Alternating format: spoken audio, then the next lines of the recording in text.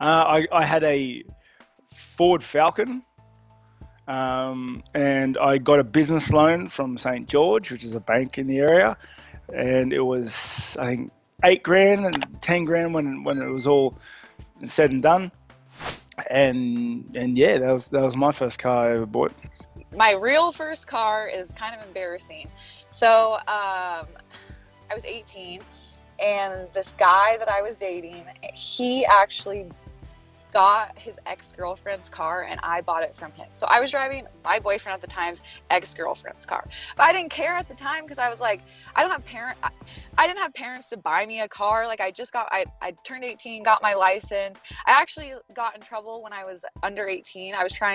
His brother's wife was trying to teach me how to drive, and I got pulled over, got no license, no insurance, because they didn't have insurance on the car.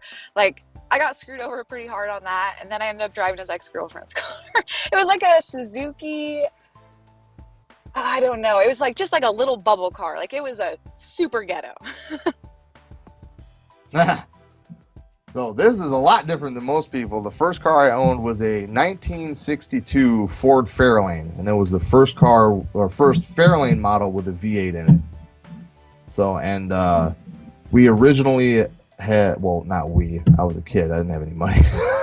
Originally, my parents had bought that car for my ma, and I think it was more that my dad just found a cool old car, and he was like, oh, you can just drive this. My mom did not like that idea, but we ended up having that. She got something else.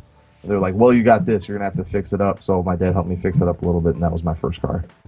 First vehicle I ever owned was a little gray S10 that I bought from my grandpa, little stick shift, and it was, I paid $1,200 for it. So, and it's funny because my grandpa had that truck for years. My dad growing up would drive it, and my dad tried to buy it from my grandpa, and my grandpa wouldn't sell it to him. And then I asked grandpa to sell it to me, and he sold it to me. So I think I ended up having to sell it to dad back, but I got it first, so that was pretty cool.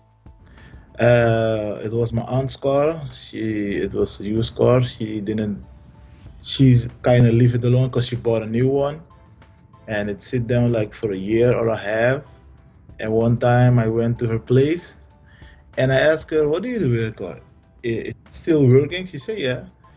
And I can remember I paid 5,000 SRD. That's my country courage. It can be, I think, in total $1,000.